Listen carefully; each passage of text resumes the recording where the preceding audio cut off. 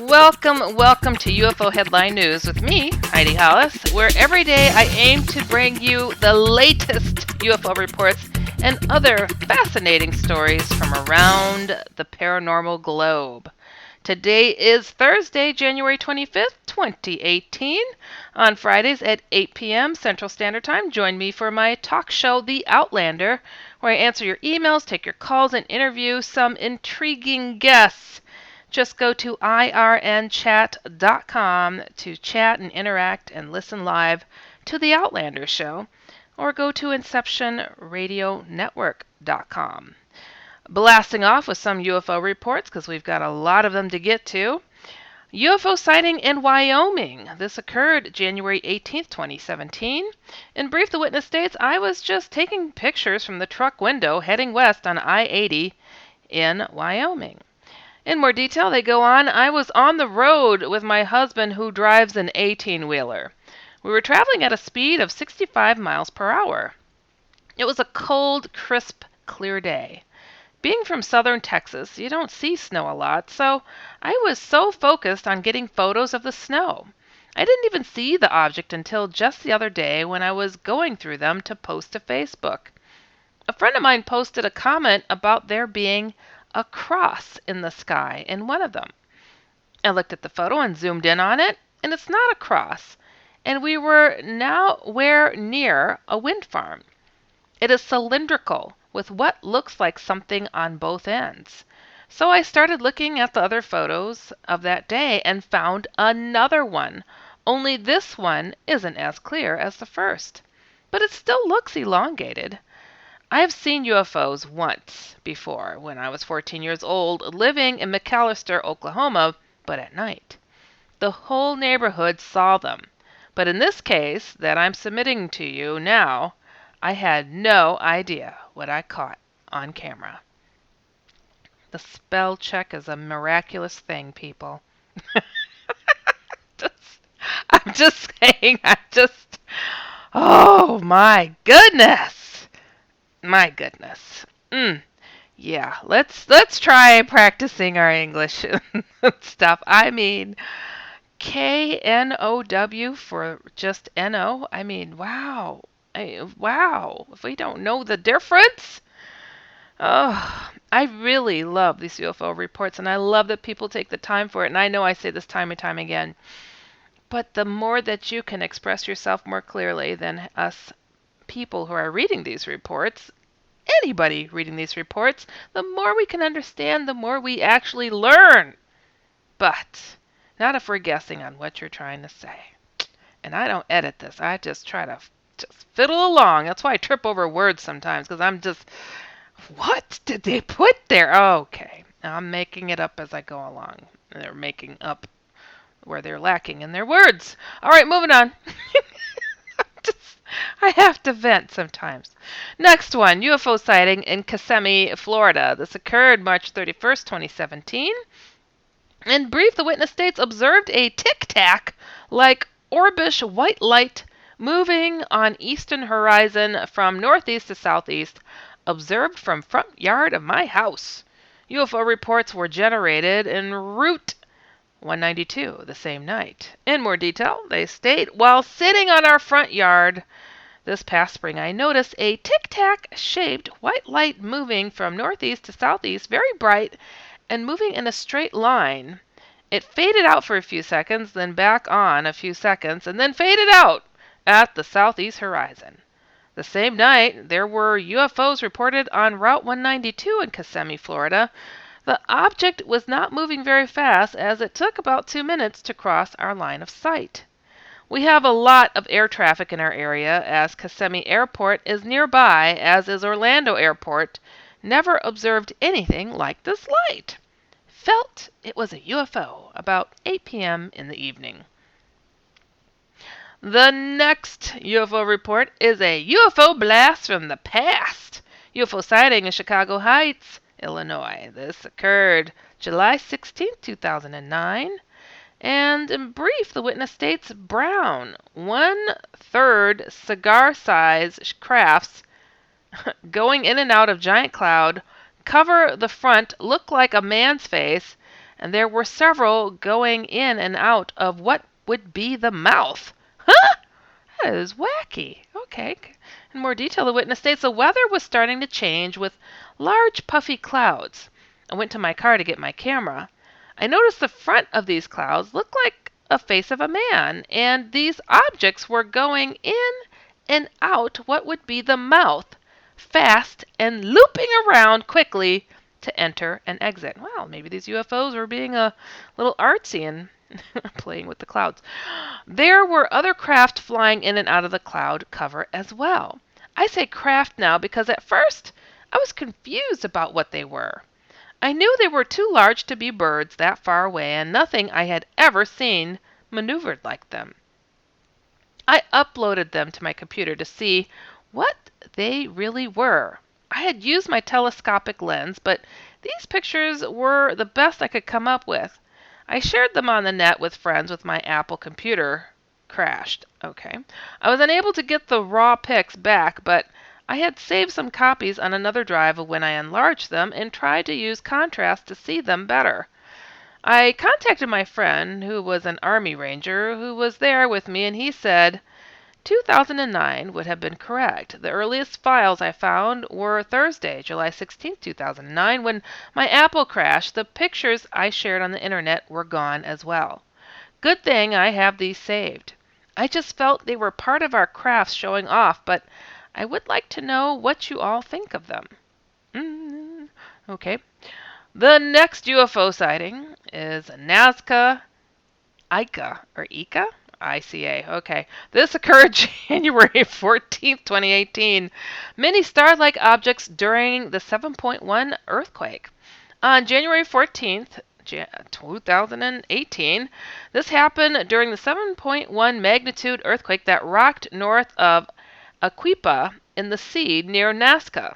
People woke up and rushed outside of their homes. From several places of Nazca, especially those not near the city, people could witness dozens, nobody could count, star-like objects going down from above, looking southeast to the sea. In other places near the sea, they could not see because the sky is cloudy, but Nazca has clear skies. It was funny to hear some religious people saying that it was written in the Bible, the stars will fall. Oh, I can't say how many people saw this, but in the city, people are still talking about it. Isn't that something how these UFOs show up around cataclysmic events? And fireworks, lots of fireworks, lots of fireworks. All right, the next UFO sighting happened in Wasilla, Alaska. We know who lives there, don't we? Multiple colored vehicle hovering over a neighbor's house. Appears to be a small being at front of house. Probably they were looking at Russia. Yes, Sarah Palin, we're talking about you. Uh-huh. All right, in more detail. Nighttime. Things feel a little uneasy. Noticed a small cylinder vehicle with numerous bright white lights in back of neighbor's house. Felt nervous when inside house. About an hour later, son, 39, mentions that our house was under a light. Looking out back, I noticed a fog over his house, yet the sky was cold, clear, and full of stars. About another hour passes, and out back we noticed some of the town lights appeared to brighten and begin flashing. The lights appeared to be warping some. I went to my room for a few minutes. My son had grabbed a phone and was recording a vehicle with multiple colors hovering over a neighbor's house out back. There looks to be a small being at the front of the house. The upper windows of the house seem to have some of pumping going on. Windows in the vehicle appear to have the same happening. After a short period of maybe 2 minutes, the multiple colors brighten to a highlighted orangish color that returns to multicolor. It does this 2 to 3 times. I got nervous and returned to my room. I did not see the vehicle leave. My son has had a prior experience on December 10th, 2017, to which he has video and pictures. He does not remember taking them. He has time loss, is highly nervous in a lot of ways, believes he may have been abducted. He claims to see aliens around us now. Okay, that's wild. All right, this next UFO sighting occurred in New Jersey. January 17th, 2018, reddish orange orb stationary to drastic change in speed and direction. In more detail, the witness states, I was just driving south on Boulevard East in Weehawken, New Jersey. I was looking to the southwest part of the sky for a moment while driving and noticed an orange-reddish ball in the sky. It was stationary at first. I didn't think much of it, maybe a helicopter, since it was moving relatively slow, almost stationary. I didn't see any blinking lights, but I kept my eyes fixated on it while at the red light. What caught my eye next was a drastic change in speed and direction from being almost stationary. It dipped in the sky from west to east, as if it were on a big slide, almost like a hard bank while dropping. What looked like at least 1,000 feet, pretty dramatically. This made my heart race. I said out loud, "That's a UFO!" talking to myself like a madman. That's pretty funny. I fumbled to open my camera app, but had to continue driving and not hit the person in front of me. I quickly pulled over, keeping my eyes on it, trying to hit record on my phone, but it was too dark. What happened next was even more bizarre. It trailed slowly in a line and, reducing in speed, then disappeared with a pop, like a bubble popping. I'm not sure what I just saw, but hopefully someone here in the New York City area might have seen it too. Oh, I'm sure they have. I'm sure they have. We don't know if they got to the site to report it, but you can bet your bottom dollar somebody else seen it. The next UFO sighting is entitled Black Triangle Sighting in Hot Springs, Arkansas. This occurred July 20th, 2016.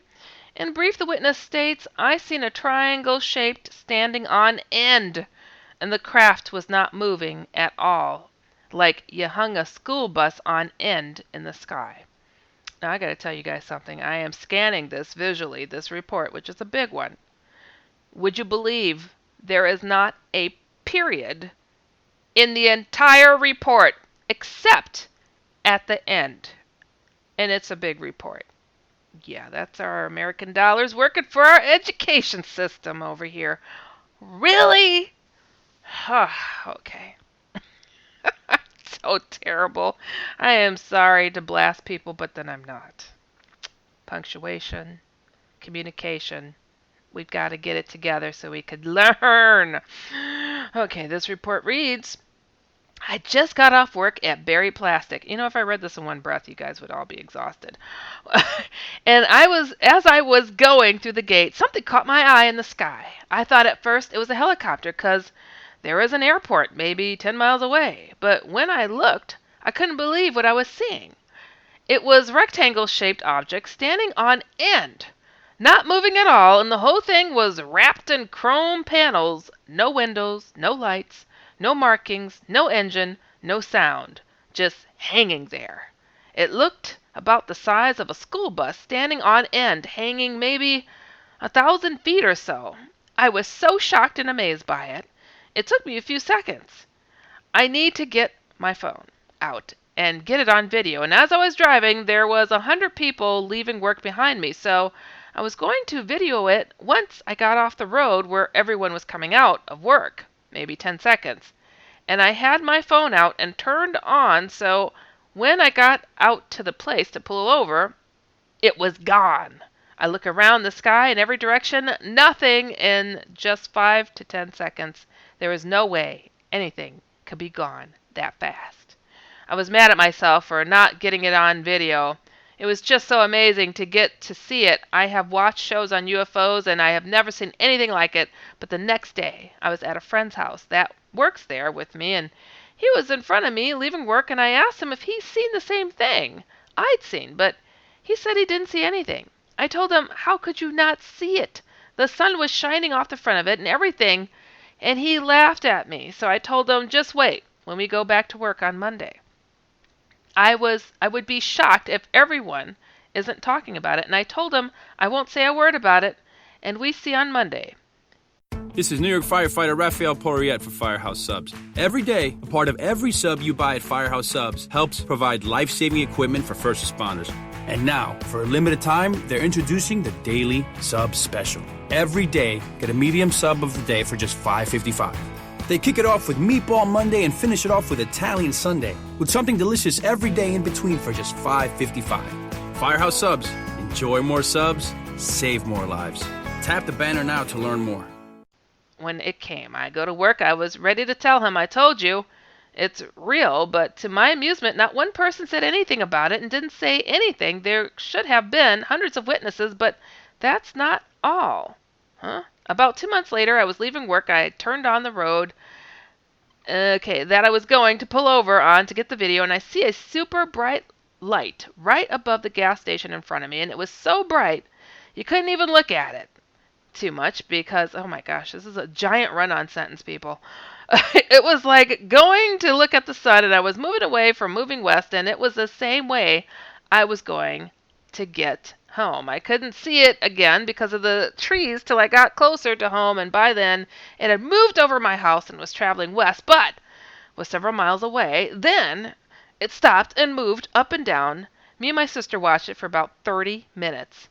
And I did get pictures of it, but it was night, and my cheap phone, it just looked like a blob of light, no details, but I grabbed my binoculars so I could see it better, and it was really weird. It was a triangle shape, and the whole thing was covered in orange and red flames. So in 2 months, I got to see 2 UFOs, and not the same thing, but 2 different types of UFOs. What are the odds of this happening? I'm sorry it has taken so long to report this. I have been on here 3 times, but I just couldn't do it, and everyone I have told just laughed it off. But it has really changed me. I look at things in a totally different way now, and I think about it almost every time I go outside. We are differently, not alone, but if would like to talk to me, about it, contact me. I'm not a good writer, so I can give you more details about it. Oh, really? That's so terrible. Oh, okay. I have to tell you guys something. There is such an influx of UFOs being spotted while alien abduction-like stuff is going down. Sightings up, aliens down.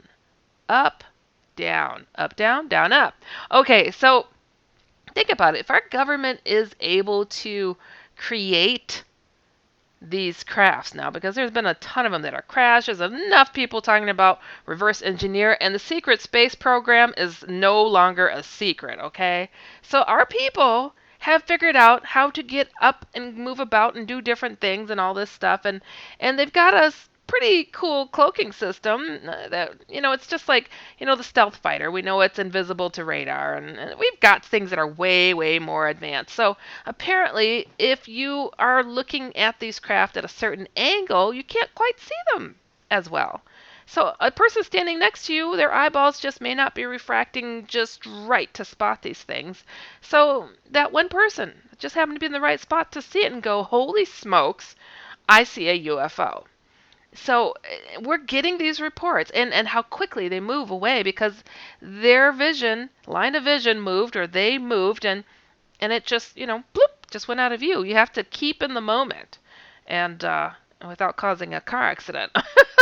But it's like, okay, so if we have this knowledge now and we're patrolling the skies and we're able to keep maybe some of these rotten, low-down, good-for-nothing abducting aliens away, that might reduce the amount of alien contacts and abduction going on. What do you think? I think that's a possibility. I really do. And I don't think it's a mistake. I think that there's something that is going on. And I am, our government, the things that they do. The stories I could tell of people I've bumped into randomly, people that I've known for a while, and especially ex-military. I mean, they're your brothers, your sisters, and your friends, and they're like, whoa, you have no idea what is going on. Okay, well, now we do, because enough people have told. And I think they're getting us ready to realize they have their hands on some technology, and it's changing our future. It's changing the present. Keeping it a freaking secret makes no sense. None. None. We're not the only country going out there. Come on, Russia and China, they're all busy out there too, going to outer space. Their secret space program isn't so secret either. So, what's the dealio? We take turns going? I know. It's okay. It's okay. Oh, it's their turn now. That's fine. Let them. It's like, why can't we know? I think they are preparing us to get to know what's going on. And so more and more people are getting a really good look at these different craft and what our boys are flying out there. Yeah, I think it's our boys doing a lot of it. Too many times. Way too many times. All right, I'm going to read one more, and then we're going to get on to some other things. UFO sighting in Texas. A UFO blast from the past. This occurred July 4th, 2005. Looking out window, 3 identical craft raised from ground each. From ground each? Smaller than the other. Then disappeared at certain height. People, man. It was the 4th of July. I was watching fireworks. See, I told you fireworks. In the far distance. All of a sudden, in my near view, I observed a metallic object. Kind of triangular shaped, but with rounded points. No lights, but the metallic color shone bright. It had a dark center strip from the corner or point of craft to the other end. It just materialized out of nowhere. And then 2 more identical objects followed behind it. It elevated quickly to a certain height, then disappeared, and each craft that followed did the same thing. It reached the same height as the first craft. My heart raced when I saw it, and I doubted my vision for a long time. But I realized that there was no reason for me to hallucinate that particular vision, or imagine it as opposed to any other vision. Thank you! I'm convinced of what I saw and would stake my life on it. What you believe I saw was an interdimensional craft coming in and out of our realm? Okay, I think they're posing a question. Yeah, there's a lot of things that are going on out there. Tons of things. All right, moving on to a paranormal point, because you know I love to talk about the paranormal as well, and we cover it all here. This article was submitted by someone, and for this certain website called Darkness Prevails, dark.org. And it's called Creature Shot by My Grandmother. Ooh-wee, all right. This story reads, hello, first of all, I'm sorry in advance for any spelling errors in a grammar and punctuation marks and overall mistakes. I wish reports for UFOs were like that. I really hope I can one day hear the story on a channel. Not to seek attention or anything of that sort. With that said, thank you and feel free to do what you want with this story. Okay, we're reading on. Cut and delete, take away phrases, da-da-da-da-da. Okay, all right, moving on. Writing and my grandmother telling it again. Thank you, always darkness. Okay. Okay, the reason behind the story is to share what my grandmother, Refugio, encountered and fought in the mountains of Guanajuato, Mexico, because I feel a duty in me now that has passed away to tell you what my old man told all of his kids and grandkids. He wasn't a drunk or a crazy man from the mind, but, in the contrary, a respected, hard-working, well-known man that worked from sunrise to sundown. That is why, when he told my family, his friends, what he saw, nobody had a single sense of doubt that he was lying in any way or making stuff up. Okay, it is a little chopped up. I'm trying to read it as good as I can. He and my grandmother lived in the mountains of Guanajuato by themselves. They were very poor because they lived only off the land and animals they had, and animals he hunted for food, and fruit and vegetables grown by them around the household. Oh. A brief description of my grandmother. She was 6'2". That didn't weigh that much, but still intimidating. Always had a cowboy hat on. Always on the horse with a machete. Oh, hold on. Grandfather. The grandfather. His horse with a machete by his side. And a 30-30 rifle and a .45 caliber handgun tucked on his waist. And always his German shepherd named Comanche which means commander, alongside of him, a very loyal and brave dog with scars that he got from fending off coyote and other animals. That was a bad-to-the-bone doggy. You need dogs like this and guns when you live in the middle of nowhere, with packs of wild, hungry coyotes, mountain lions, bobcats, and other wildlife. And a description of my grandfather's ranch was a lonely house up in the mountains, miles and hours from the nearest road of civilization and other towns. He had one neighbor named Antonio, who lived 5 miles down the mountain from him. Besides that, they were alone. Now on to the encounter. These are the words of my grandfather, shared by me to you. It must have been some day between the week Wednesday or Thursday. Everything was normal that day, nothing out of the ordinary, as he was putting away the cows and horses to the home-made stable that consisted of just a plain square made out of wood and rocks with a long dead log across the front of the door. They always were tied up in a pasture where they ate all day long. It was dark out by the time he was done with all his normal chores. As he was getting ready for bed, he heard his dog and two others he had starting to bark and growl. He didn't care much, he said at the time. He thought they were just barking at coyotes. It wasn't until later that night that my grandmother woke him up and told him that the horse was going nuts and the dogs were fighting with something at the time. They thought a mountain lion. But all of a sudden they stopped making noise. Not a single bark or growl. My grandfather listened for a little bit, thinking the dogs fended off whatever had tried, and have an uneasy meal. And out of nowhere, the horse started making awful noises like he was getting killed, and he knew it. Without any second thought, my grandfather jumped out of bed and grabbed his .45 caliber handgun and went outside.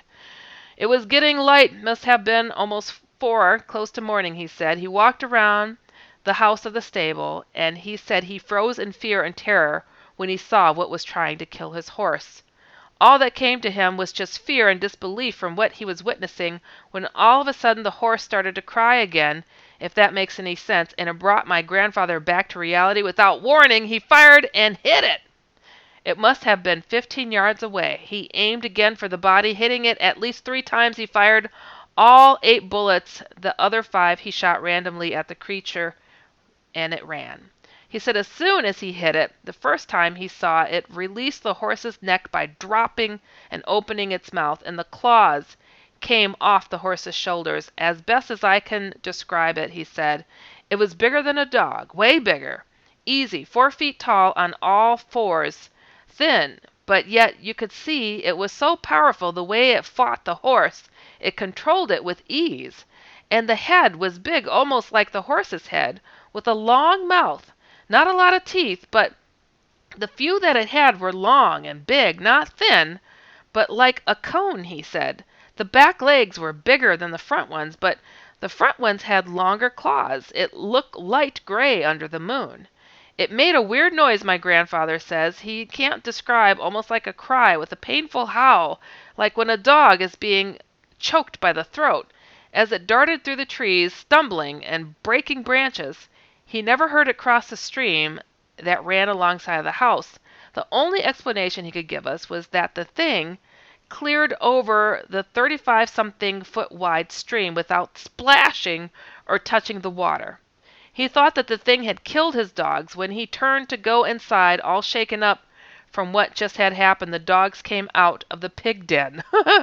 They had been hiding like they knew they couldn't win that fight, like them knowing not fighting was the only way that they could survive. My grandfather said one of the dogs had been severely hurt in the back leg, with flesh hanging down its side and bottom of his stomach. He went and got my grandmother and told her to help him put up the dogs that were hurt. The next morning 2 dogs remained, and one of the gashes on him didn't make it, as well as the horse that died 2 days later. He went in that night thinking it was the devil he had encountered, but realized he was wrong. He told me if he had shot the devil, he wouldn't have ran. He wouldn't have cried out in pain. That was something else that night. He said, something I never imagined I would see or existed. I don't blame the dogs for hiding either. They were more brave than me, he said, fighting it physically. They bear the scars of that night, and I only have the memory of what I saw and shot. I'm lucky I scared it off and not ticked it off. It came charging. If it came charging at me, I would have grabbed my 30-30 instead that night and aimed for that big head, he smirked. But things happen for a reason, he said. Maybe one day he'll see it again. This time he'll aim for the head and not with the handgun. Wow, absolutely. That sounds like a chupacabra to me. I don't know. There's more to the story, but I'll post it up on the site.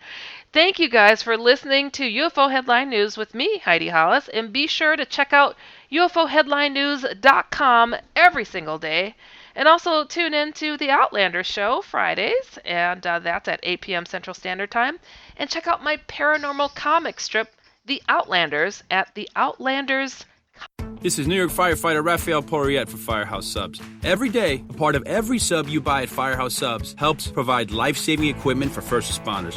And now, for a limited time, they're introducing the Daily Sub Special. Every day, get a medium sub of the day for just $5.55. They kick it off with Meatball Monday and finish it off with Italian Sunday, with something delicious every day in between for just $5.55. Firehouse Subs. Enjoy more subs, save more lives. Tap the banner now to learn more. Comic.com. Direct links can be found on HeidiHollis.com or InceptionRadioNetwork.com. And remember, if you've experienced something out of the ordinary and want some level-headed advice, or if you've seen a UFO and want to share, be sure to write me through my main website, which is HeidiHollis.com or DustOutlander@gmail.com. Remember always to keep an open mind so you can stay informed and inspired. This is New York firefighter Raphael Porriette for Firehouse Subs. Every day, a part of every sub you buy at Firehouse Subs helps provide life-saving equipment for first responders. And now, for a limited time, they're introducing the Daily Sub Special. Every day, get a medium sub of the day for just $5.55. They kick it off with Meatball Monday and finish it off with Italian Sunday, with something delicious every day in between for just $5.55. Firehouse Subs. Enjoy more subs, save more lives. Tap the banner now to learn.